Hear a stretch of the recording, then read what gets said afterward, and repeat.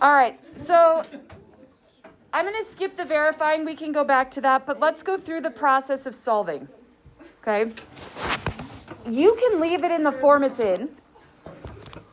You could change it to dy dx. It's kind of up to you. I tend to change mine to dy dx, but that's just because that's probably what I was taught, so that's why I stick with it. I don't know. So we get this, right? And now what I'm going to do is I'm going to make a substitution. So I'm going to choose to let,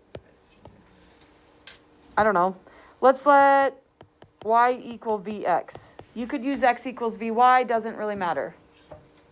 So now I know I'm going to make that substitution in for y, all my y's. And what I'm going to do now is I'm going to solve for the differential, dy dx. So I'm going to take the derivative of this, but I'm taking the derivative with respect to x, which means it's an implicit differentiation that has a power rule. So the derivative of the first would be 1 times derivative of the first. No, it's not. It would be dv dx times the second plus the derivative of the second, which is 1 times the first. And that would be my implicit differentiation. So what I'm going to do now is I'm going to make these substitutions into my problem. So I've got, I'm just going to reorder that. X dv dx plus v equals x cubed plus, and in place of y, I'm going to put vx.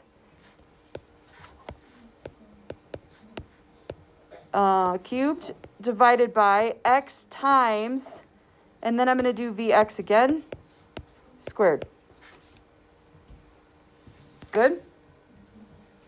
Okay, so that's the first step. So we're going to make that substitution. So if we know it's homogeneous, which it says to verify, I'm telling you it is, then this is the step I'm going to take. Now, the whole goal, once you make this substitution, is to work to separate it. To get all my v's on one side, all my x's on one side. Now, before I do that, I'm probably going to take a few more steps. So let's see. So we got x dv dx plus v equals x cubed times, let's pull out an x cubed because I think it goes away, right?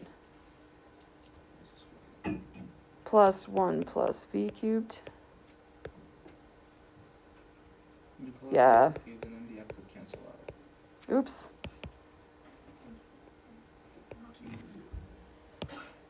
Oop. Good. Yeah. Okay, so this simplifies it a lot and is helpful. So this x cubed goes away.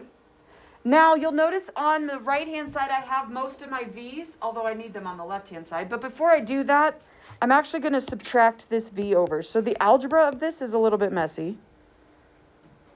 So the right-hand side we have x dv dx equals minus v. So minus v squared over v squared, right? Minus v cubed. It would be v cubed. That would just make it 1 over. It would just make it 1 over v. Yeah, so I'm going to minus v. Yeah, so it makes it 1 over v squared. Yeah. Yes. Okay. Now, I'm going to separate it. So keep in mind, separating it, we have to move by multiplication and division. So I would get v squared dv equals 1 over x dx. And now I'm going to integrate.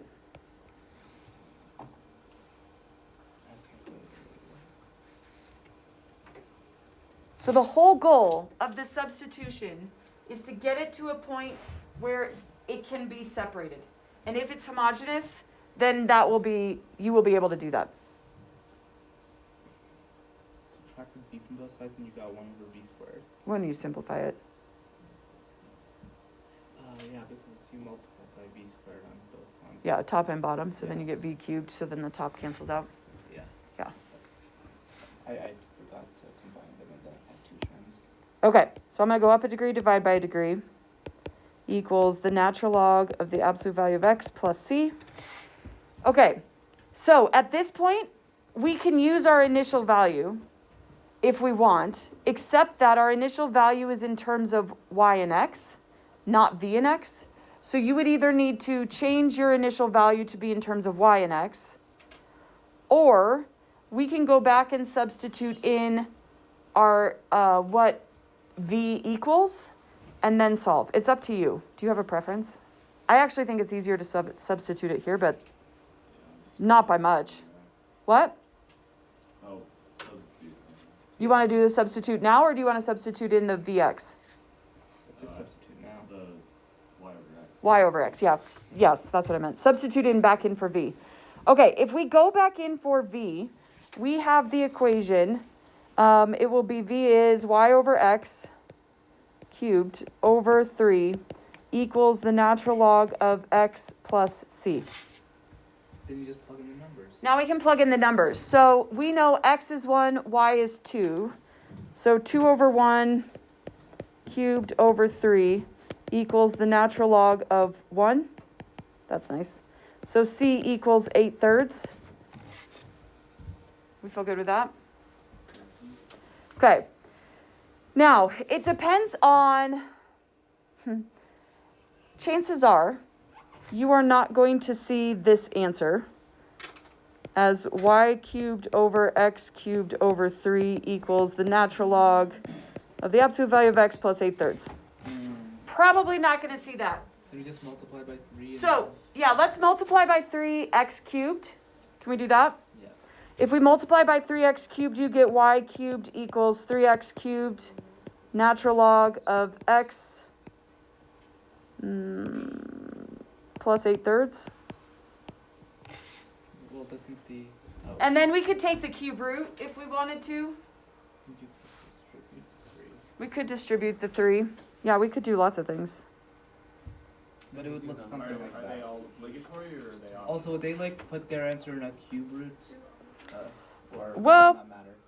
I asked ACC for their final, and they said they'll give it to me before the final.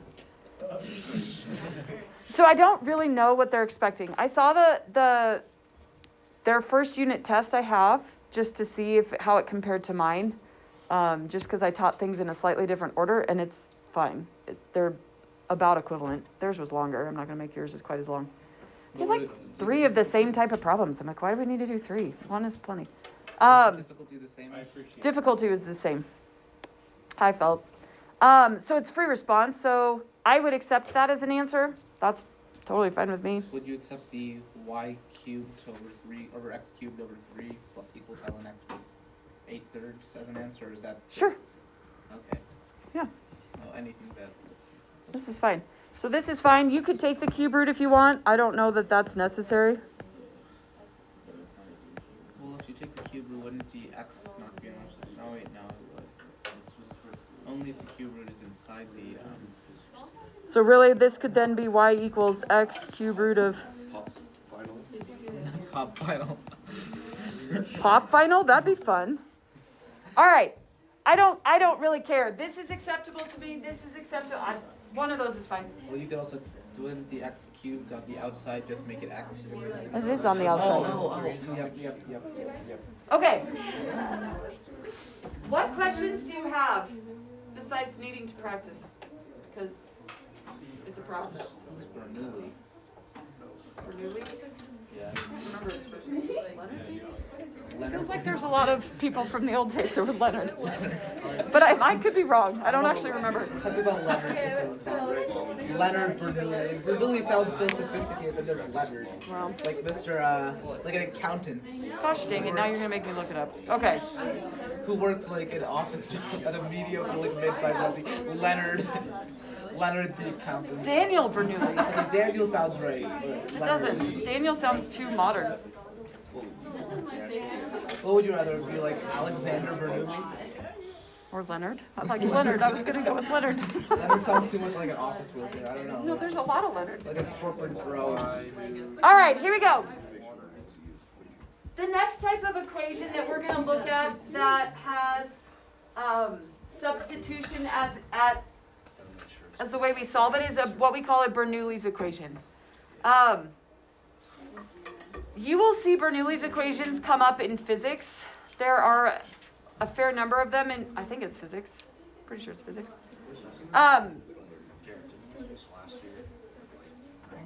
Yeah, we did. Yes, that would be about right.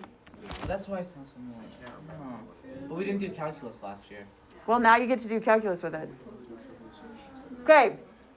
Any equation that is in this form, dy dx plus some function with respect to x of y, or times y, equals some function with respect to x times y to some n power.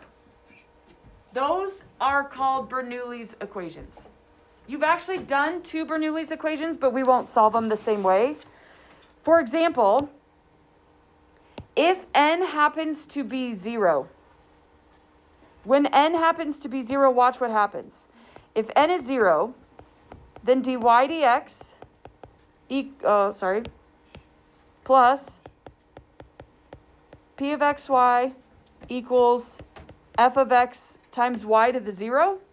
What form is that? Oh, that's an exact equation. Well, it could be exact, but it is for sure linear. Oh, yeah. So we can use an integrating factor here.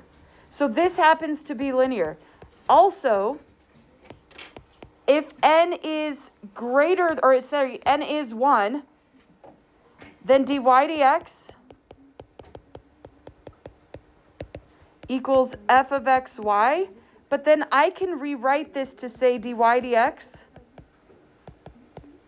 plus p of x minus f of x y equals 0. And this too is linear. I know everybody's favorite is linearity. Yes, but if n equals 2, then it would not be linear. As soon as n equals 2, this actually should say n. I don't know where the alpha came from. So if n is not 0 or 1, then it's not linear. But here's what we're going to do. We are going to make a simple substitution that makes it linear. We're going to force it to be linear. But wouldn't that just change the function as a whole? No, because we're going to use it, multiply it straight through, and it won't change the problem.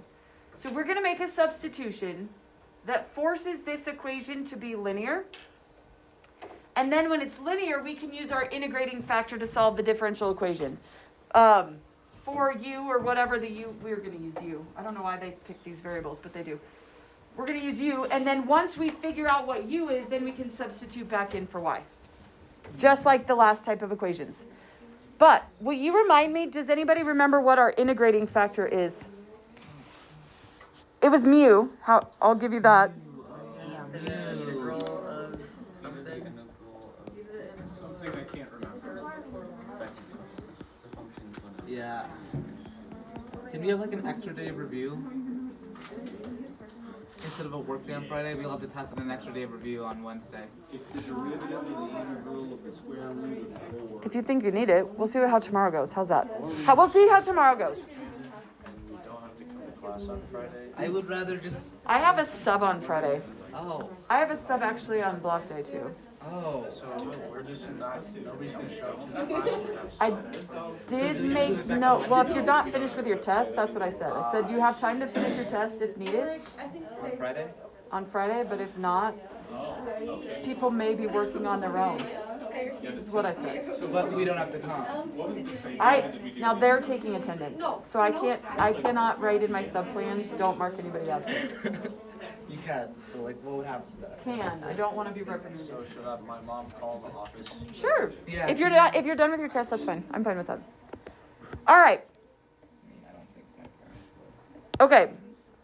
The substitution that we're going to make for a Bernoulli's equation is u equals y raised to the 1 minus n. So whatever n happens to be, and n is going to be the degree that it's equal to here. Whatever that n happens to be, we're going to do 1 minus n. So I'm going to walk you through. Wouldn't it be a negative then? Which would just. It can be negative. We could make it a root, and that's not linear. No, it works out every time. It'll work out. Watch. Yeah, don't even worry about it. Not yet. No. Good. Here we go. So the first thing I'm going to do is I want to make sure it actually fits Bernoulli's equation. So I am going to put it in the same form or try to get it into that same form. So the first thing I'm going to do is I'm going to divide by that x. So dy dx plus, this would be 1 over xy equals, then it would be xy squared. And you can see that this fits that pattern. We have the differential dy dx plus 1 over xy, so that's our p of xy, equals xy squared, that's our f of xy to the n power. Do you see how it fits that pattern? Ooh. Okay. Snazzy. Now, it's not linear as it's written. For these to work, you always have to multiply out the x if there's a variable in front. Yeah, we need to move whatever's in front. Yes. So does that also count for constants, like 3 or something? Yeah, you would do it with constants as well. You don't have to. I mean, you can get away with it. Just is easier to do it with constants too. Yeah. Do it. All right. Since this is not linear, if this were linear, meaning it weren't y squared, then what I would do is I would just use the integrating factor and move from there. But this is y squared, so this is not linear. So what I'm going to do is I'm going to make a substitution here. Here, my n equals 2. Therefore, my u is y raised to the 1 minus 2, which means u is y to the negative 1. Or y equals u to the negative 1. And that is linear. Not yet. We'll get it there.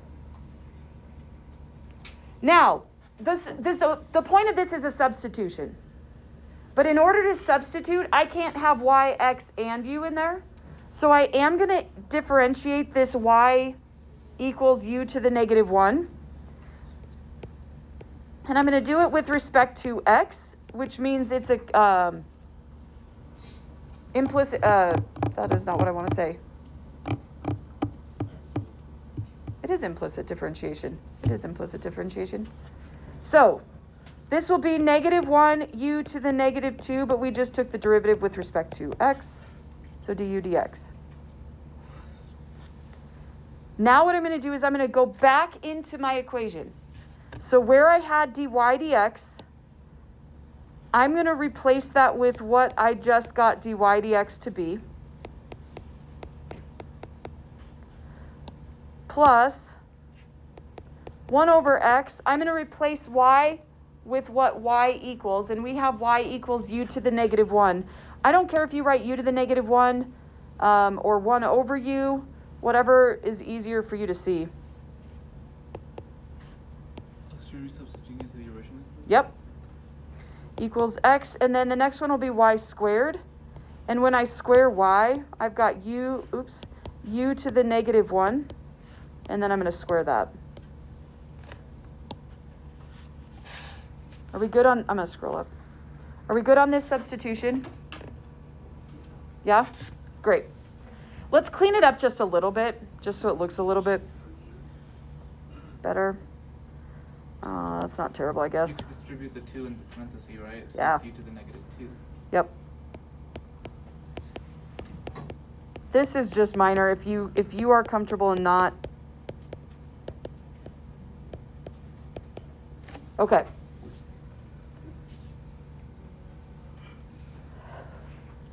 Now, remember my goal is to get it to be linear. What that means is, with the u's, I don't want any powers over here. So what I'm going to do now, and this is where it gets a little bit strange,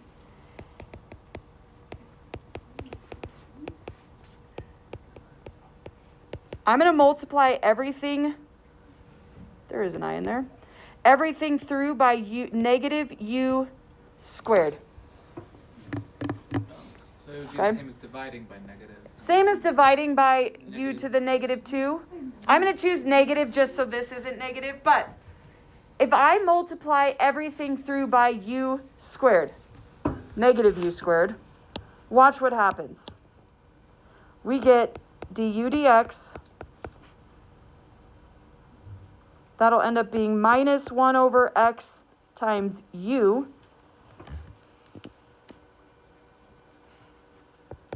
equals negative x.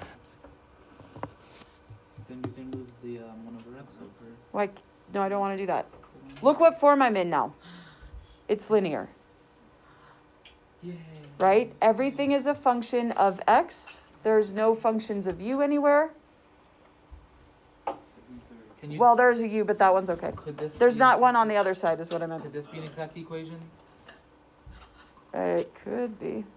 It's not written in the right form right now. Could it be? It could be. It is possible it could become an exact equation, but the way we created it, it should be linear. It may also be exact. I really like exact equations. Really? Like, now I'm trying to make everything an exact equation. No, when you have when you have a hammer, everything's a nail. All right, Shaman. Okay, integrating factor. Now my integrating factor is e to the integral of negative 1 over x dx. Because remember, we use this p-value here, and that becomes my integrating factor. Here's the beauty of this integrating factor.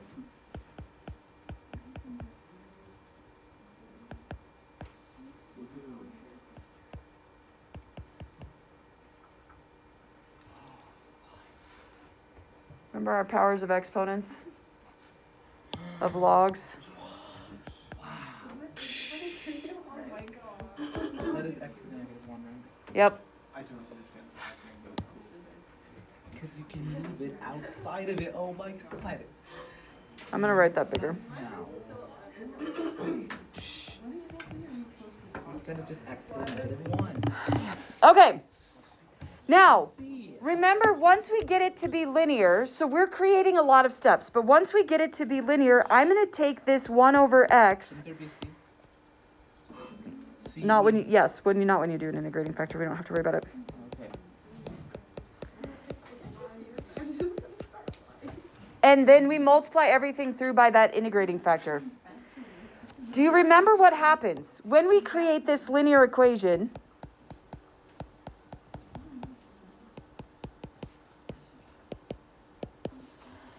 The whole purpose of creating this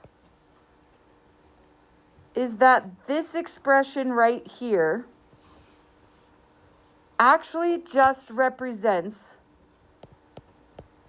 the derivative with respect to x of the integrating factor times u. It's a product rule. If we do the product rule of 1 over x u, it would be 1 over x du dx minus the derivative of this would be negative 1 over x squared times the second. So it's written in a different order, but it is just the product rule. That's the design of the integrating factor, is it creates that product rule. The reason that's important is because then we can go and we can integrate this. Isn't u still? And the integral of the derivative is just 1 over xu. And this will be negative x plus c. There's my constant of integration. Now, the whole point of this was to be able to figure out what the function is that gave me this differential equation. So I'm actually trying to solve for y. I don't even have a y in my problem at the moment. Yeah, that's fair. But we have a u, and we know what u equals, right? U equals 1 over y, or y to the negative 1. So I'm going to take this u value that we made a substitution for, and I'm going to plug back in what I got. Now I'm going to work to solve for y. So it becomes 1 over y equals negative x squared plus cx, which means y equals 1 over negative x squared plus cx. Okay. So let's walk through that process just one more time.